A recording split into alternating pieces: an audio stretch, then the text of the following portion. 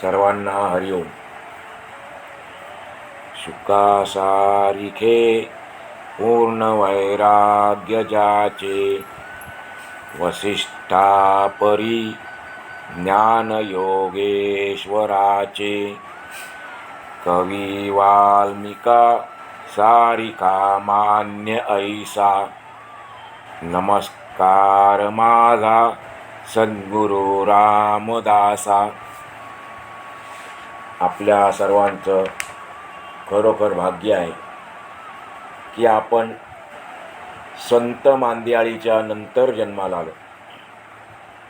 साधू संत महात्मे यांनी या पृथ्वी तलावर अवतार घेतला आणि त्यानंतर आपला जन्म झाला.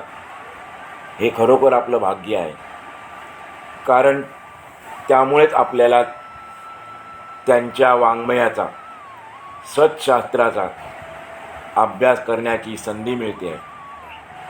आपण मागच्या भागापासून समर्थ श्री रामदास स्वामी यांचा अलौकिक, सर्वांना परिचित असलेला ग्रंथ जो दासबोध, त्याच्या अभ्यासाला सुरुवात केलेली आहे. अर्थात मला माहीत आहे एवढं सोपं काम नाही आहे. गोवर्धन पर्वत उचलण्याचं धाडस केलेलं आहे, पण आपल्या सर्वांनी जर अवधानरूपी काठ्या लावल्यात आणि आधार दिला तर हा गोवर्धन पर्वत आपल्या सर्वांच्या सहकार्याने, समर्थांच्या कृपेने निश्चित आपल्याला पेलता येईल.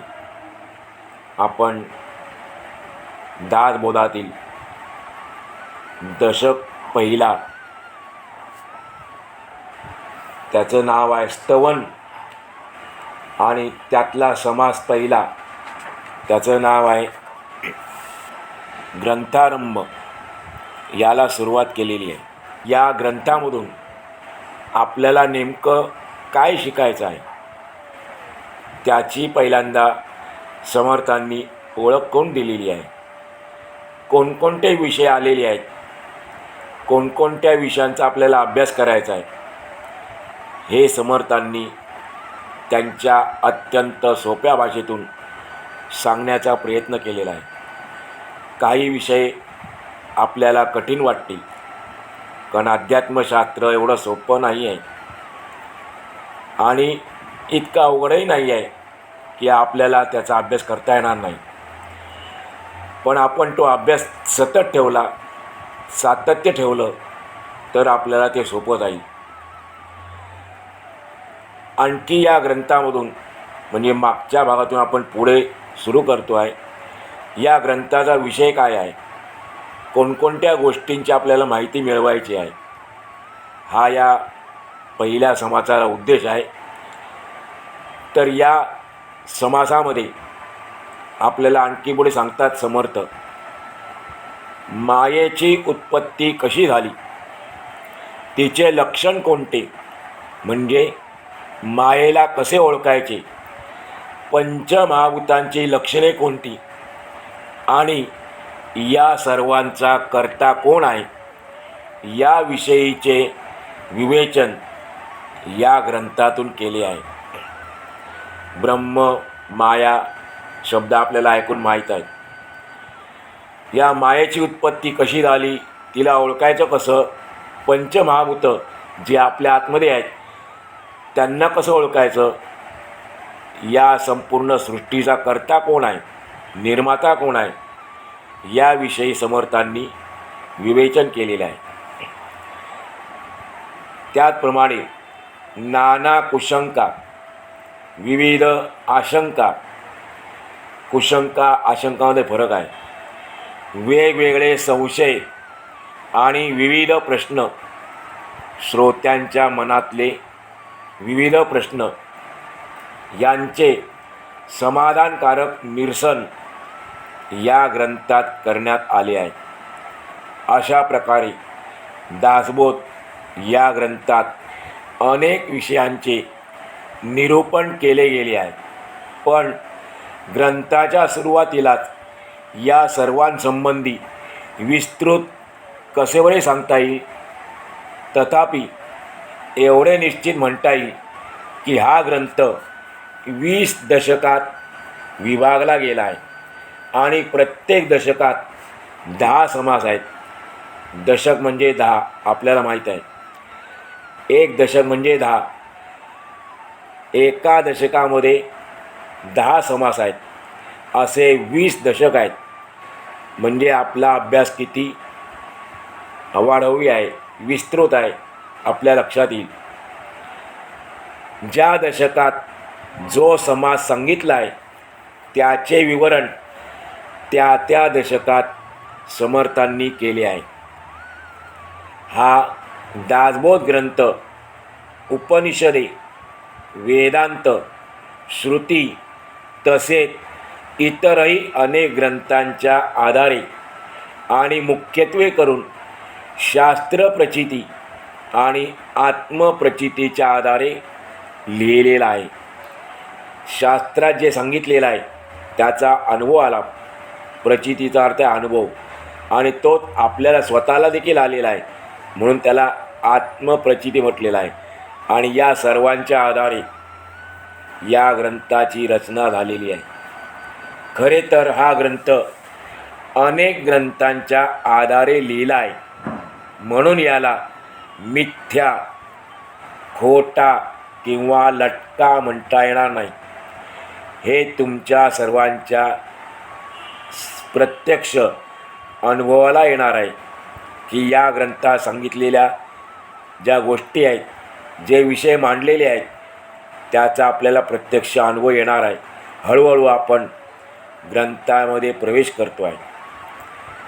असे असले तरी जे लोक याला मिथ्या ठरवतात, खोटा ठरवतात, चुकीचा मानतात, त्यांच्या ही गोष्ट लक्षातच येत नाही की असे केल्याने ज्या वेगवेगळ्या ग्रंथाच्या आणि भगवत वचनांच्या आधारे हा ग्रंथ लिहिला आहे त्यांनासुद्धा ते मिथ्या ठरवत आहेत.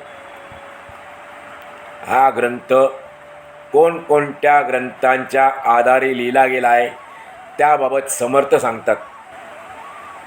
शिवगीता, रामगीता, गुरुगीता, गर्भगीता, अवधूत गीता, त्याचप्रमाणे वेद आणि वेदांत, भगवद्गीता, ब्रह्मगीता, हंसगीता, पांडवगीता, गणेशगीता, यमगीता, उपनिषदे, भागवत तसेच यासारखे अनेक ग्रंथ आणि मुख्य म्हणजे भगवत वचनांच्या आधारेच या ग्रंथातील विषय मांडले गेले आहेत. येथे भगवंताच्या वचनांना अनुसरूनच विषयाचे प्रतिपादन केले गेले आहे. आणि असे असूनही ज्याला भगवत वाक्यांविषयी अविश्वास असेल तर त्याच्यासारखा हीन आणि क्षुद्र कोण बरे असेल. समर्थ सांगतात, संपूर्ण ग्रंथाचा अभ्यास न करता जो कोणी या ग्रंथामध्ये दोष आहेत म्हणून ग्रंथाला नावे ठेवतो, ग्रंथाची निंदा करतो, तो केवळ दुरभिमान आणि हीन मनोवृत्तीमुळेच मत्सराच्या अधीन होऊनच असे कृत्य करीत असतो. असा मनुष्य दुरात्मा समजावा. वृथा लटक्या अभिमानामुळे माणसाला मत्सर वाटू लागतो आणि मत्सरामुळे तिरस्कार निर्माण होऊन अतिशय प्रबळ बलवान असा क्रोधाचा विकार त्याच्या ठिकाणी अधिकार आणि प्रभाव गाजवू लागतो. षड्विकारामध्ये सर्वात मोठा विकार कोणता असेल कामानंतर तर तो क्रोध आहे. आणि हा क्रोध निर्माण होतो मत्सरामुळे तिरस्कार आणि तिरस्कारामुळे क्रोध निर्माण होतो. आणि मग हा क्रोध निर्माण झाला मनुष्याच्या मनामध्ये की तो आपली सत्ता, आपला अधिकार त्या व्यक्तीवर गाजवू लागतो. आणि अशा प्रकारे कामक्रोधासारखे विकार खवळले म्हणजे त्याची अंतःकरण दूषित बनते आणि अहंकाराने त्याच्या स्वभावात परिवर्तन म्हणजे विकृती झाल्याचे प्रत्यक्ष दिसून येते. त्याच्या अंतःकरणामध्ये विकार वाढायला लागतात. जो मनुष्य कामक्रोधाच्या अधीन झालेला असतो, त्यांच्या ताब्यात गेलेला असतो, त्याला भला माणूस कसे बरे म्हणावे. समर्थांनी या ठिकाणी उदाहरण दिलं, आपल्याला दृष्टांत दिला की जो मनुष्य कामक्रोधाच्या ताब्यात गेलेला आहे तो भला माणूस कसा असू शकेल. अमृत प्यायल्यानंतर वास्तविक खरे तर अमरत्व प्राप्त झाले पाहिजे. आणि आपल्याला माहीत आहे अमृत प्यायल्यानंतर आपल्याला अमर होता येतं. परंतु हे पृथ्वी तलावर नाही, ही फक्त स्वर्गामध्ये संधी असते असं आपण वाचलेलं आहे, वर्णन केलं गेलेलं आहे. तर अमृत प्यायल्यानंतर वास्तविक खरे तर अमरत्व प्राप्त झाले पाहिजे. पण कामक्रोधास वश झाल्याने, त्यांच्या आहारी गेल्यानेच अमृत प्राशन करूनसुद्धा जे समुद्र मंथनानंतर निघालं होतं ते प्राशन करूनसुद्धा राहूचे मरण ओढवलेच की नाही. राहू आणि केतू नवग्रहांपैकी यांची कीर्ती आपल्याला माहीत आहे. या राहूने अमृत प्राशन केलं होतं तरी देखील त्याचा मृत्यू झाला, कारण कामक्रोधात वश झाल्याने अमृत प्राशन करून देखील आपण अमर होऊ शकत नाही. बरे, आता हा विषय राहू दे. समर्थ सांगतात, या ग्रंथातून ज्याने त्याने प्रत्येकाने आपापल्या बुद्धीच्या कुवतीनुसार जे सार आहे, जे योग्य आहे त्याचा स्वीकार करावा. मुख्य म्हणजे अभिमानाचा, अहंकाराचा त्याग करून या ग्रंथाचा रसास्वाद घ्यावा. हीच गोष्ट उत्तमोत्तम आहे, सर्वोत्तम आहे. या ग्रंथाचं निरूपण ऐकताना, विवेचन ऐकताना आपण कोणती गोष्ट सोडली पाहिजे.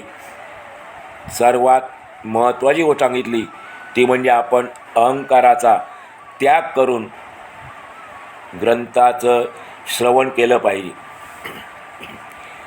या ग्रंथाच्या सुरुवातीला श्रोत्यांनी या ग्रंथात काय आहे, म्हणजे ग्रंथाचा विषय काय आहे, असा जो प्रश्न विचारला होता ना, त्या संबंधीचे सर्व विवेचन आत्तापर्यंतच्या भागामध्ये अगदी थोडक्यात केले आहे.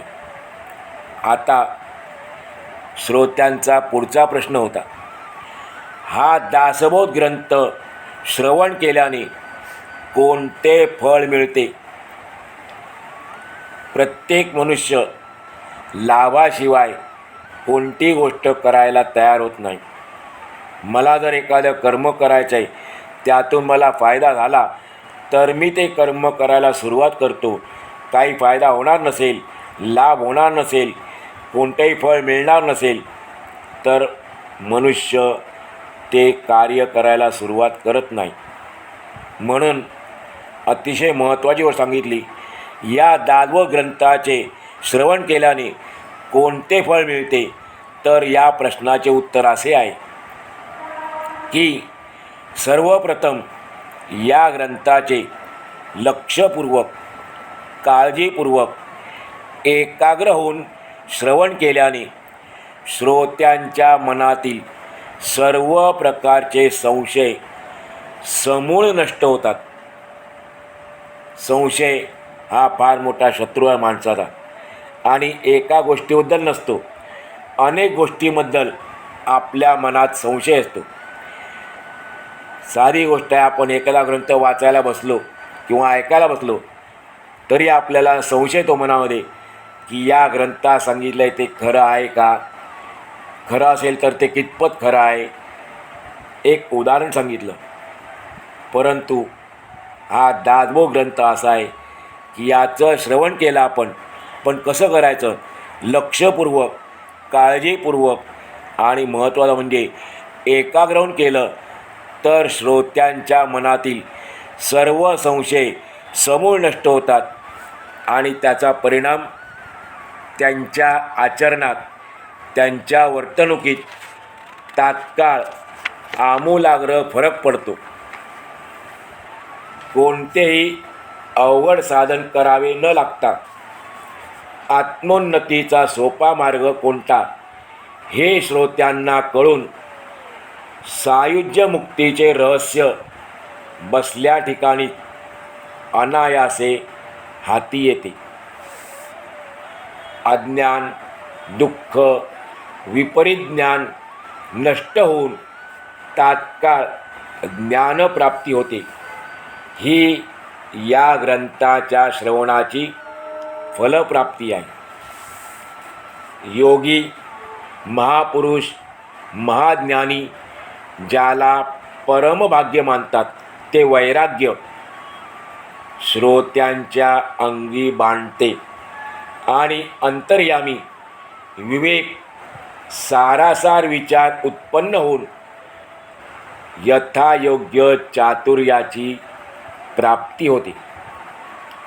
जे लोक या ग्रंथाच्या श्रवणापूर्वी अस्थिर अंतःकरणाचे, अवगुणी आणि अवलक्षणी असतात ते सुलक्षणी, चतुर, तार्किक आणि कुशाग्र बुद्धीचे बनतात.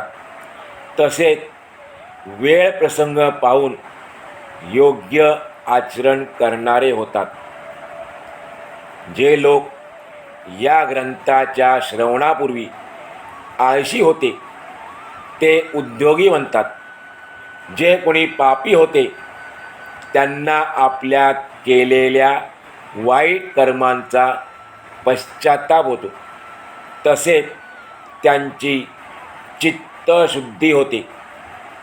आपल्याला आपल्या कुकर्माचा, दुष्कर्माचा ज्या क्षणी पश्चाताप होतो त्याच क्षणी आपली चित्तशुद्धी झालेली असते. जे कोणी भक्ती मार्गाची निंदा करत होते ते या ग्रंथाचे श्रवण केल्याने भक्ती मार्गाचे महत्त्व कळल्यामुळे प्रशंसा करू लागतात, भक्ती मार्गावर वाटचाल करू लागतात आणि आपल्या आयुष्याचं सार्थक करून घेतात. जे लोक आपल्या कर्मांनी बद्ध झालेले असतात, बांधलेले असतात आपल्या कर्मांनी, ते ग्रंथ श्रवणाने मुमुक्षू बनतात.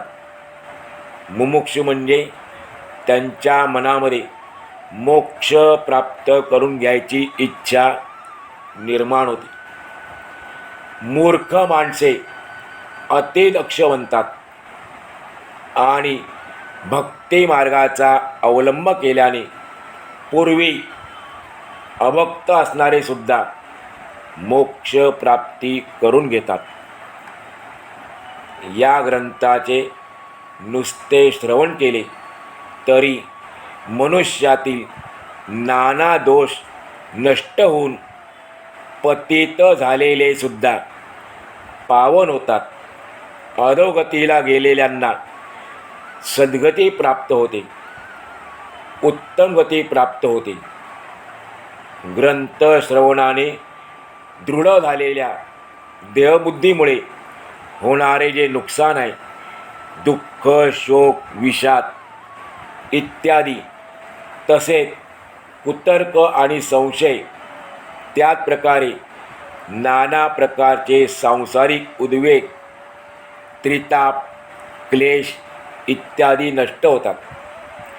मनुष्य या देहाला, या शरीराला मी समजतो आणि अशी त्याची देहबुद्धी झालेली असल्याकारणाने माणसाला दुःख शोक जीवनामध्ये करायला लागतो. त्याच्या जीवनामध्ये विषाद येतो, खेद निर्माण होतो. पण जर या ग्रंथाचं श्रवण केलं तर स्वामीजी सांगतात की त्याचे दुःख शोक विषाद त्रिताप आध्यात्मिक आदिभौतिक आदिदैविक आणि अन्य अनेक प्रकारचे क्लेश नष्ट होतात. या ग्रंथाची फलप्राप्ती अशी आहे की केवळ श्रवण केल्याने अधोगती तर चुकतेच, शिवाय मनाला सहजगत्या संतोषरूपी समाधान लाभून परमविश्रांती प्राप्त होते. ज्याच्या अंतःकरणात जसा भाव असेल त्याप्रमाणे त्याला या ग्रंथाच्या श्रवणाचा लाभ होतो. जर एखाद्या माणसाच्या अंतरंगात मत्सर इत्यादी भाव असेल, वाईट भावना असतील किंवा एखाद्या माणसाच्या अंतःकरणात सात्विक भाव असेल तर त्याला त्याच्या अंतरंगातील भावाला अनुसरूनच फलप्राप्ती होते. शेवटी आपल्या मनामध्ये जशी भावना आहे तशी आपल्याला या ग्रंथाच्या श्रवणाने प्राप्ती होणार आहे. जर ग्रंथ श्रवण करत असताना देखील आपल्यातले विकार गेले नाही, आपल्याला आपल्या कर्मांचा पश्चाताप झाला नाही, आपली चित्तशुद्धी झाली नाही, तर त्यामध्ये कुठल्याही ग्रंथाचा दोष नाही. तर दोष असतो तो ऐकणाऱ्याचा असतो, ऐकणाऱ्याच्या कर्मांचा असतो आणि या जन्मातल्याच नाही तर मागच्या अनेक जन्माच्या कर्मांचा तो दोष असल्याकारणाने आपल्यामध्ये म्हणजे ज्यांच्यामध्ये विकार आहेत त्यांच्यामध्ये परिवर्तन होत नाही. अशा रीतीने हा जो दशक पहिला समास पहिला तो या ठिकाणी समर्थांनी पूर्ण केलेला आहे. इति श्री दासबोधे गुरुशिष्य संवादे ग्रंथारंभ लक्षणनाम समास पहिला पूर्ण झाला. आज आपण या ठिकाणी आजचा पूर्ण करू.